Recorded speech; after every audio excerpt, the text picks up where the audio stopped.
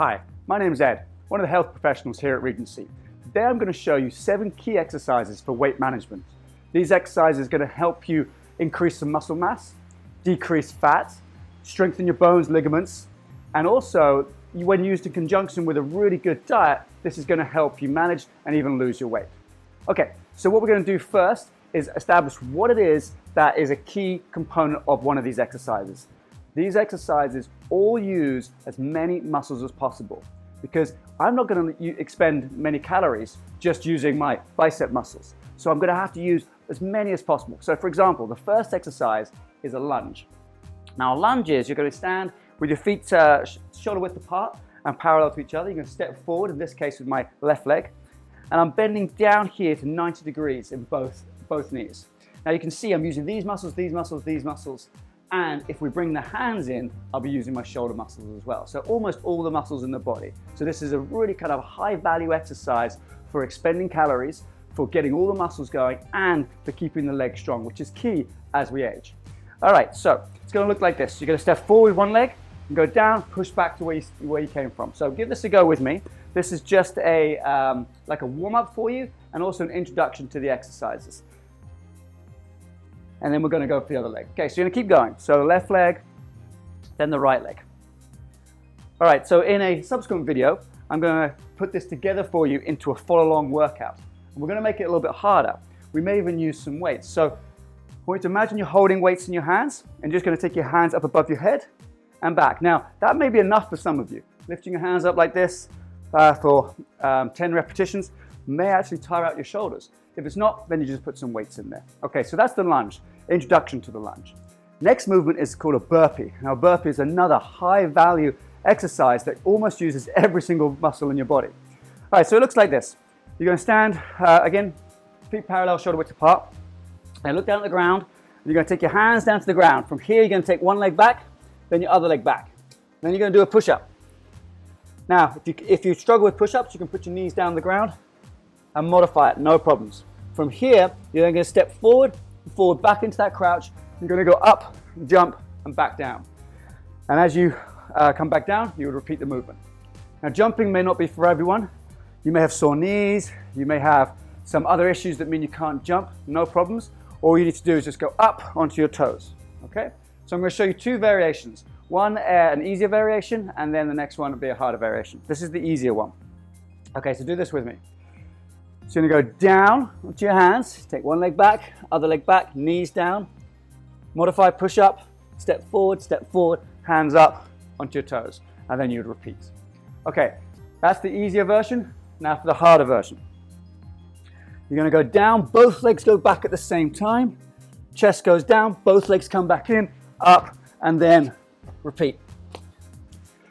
Although I missed the press up on that one, but you guys would do the press up. Okay. So that's the burpee, exercise number 2. Now we're going to go on to number 3, which I like to call the switch lunge.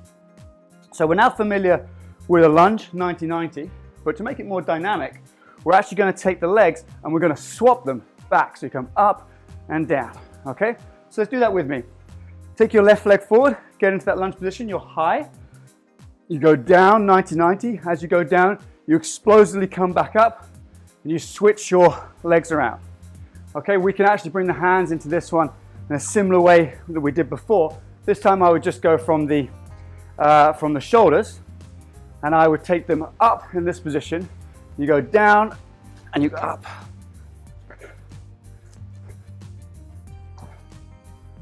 Okay, that's called a switch lunge. Then we added in some hand movement as well to get the shoulders involved. Next exercise, we're going to do a squat with an overhead press, so super simple. We should all be able to squat, but our modern age and our sort of desk-bound lifestyles means that sometimes we lose that flexibility in the hips. And the problem with losing the flexibility in the hips is if you don't use that range of motion, the body actually starts to take it away from us. We end up getting tighter, and then we can end up getting things like arthritis and stuff in our hips. So the idea is we're going to use the hip to its full range of motion to keep it lubricated, strong, and healthy. Okay, the squat looks like this. All you're going to do is feet hip width apart. Take your butt backwards. Keep your back as straight as possible. You're going to go down to 90 degrees and then come back up. Now for some of you who may want to take this a little bit further, same thing, slide your butt back and you can go beyond 90 degrees down into a full squat and then back up, okay? So the first version is to 90 and then back up, 90 and back up. Notice what I'm doing with my hands here. I'm actually pulling them back and I'm tensing the muscles in between my shoulder blades and I'm tensing my butt when I get to the top. That's an extra little piece of sort of butt toning and also a little piece of calorie expenditure there. So you're going forward and back, forward and back. So here I really am strong, I'm solid, tense, tense, tense, tense. All right, now, if you want to take that to the next level, you can imagine you've got some dumbbells, which we will do in the next video. You take them to your shoulders, and as you go down, you're here, and as you up, you push press. So down, push press. That is a harder exercise, and also it's more challenging on the shoulder joints, so you've got to be careful with that one, but I'll talk about that in the next video. Okay, so number 5, we're going to be doing a thing called mountain climbers. Now, mountain climbers, also sometimes called squat thrusts, are done in a press-up type position, and you're simply taking one knee up towards your elbow, and then back, and the other knee towards the other elbow. But you do it fast, so you're switching your legs forwards and backwards. Now you can go really fast, or you can slow it down. That's up to you. We can do that one for reps, or we can do that one for time. So 30 seconds of mountain climbers I think is pretty good, and if you're going super fast, who knows, that could be 60 repetitions. Okay, after that, we're going to do a single leg balance and touch with a bit of rotation. So that's exactly how it sounds. You're going to stand on one leg, you're going to take your hand up here, and you're going to go down, touch your knee, or you're going to go down, touch your shin or ankle, depending on your flexibility, okay?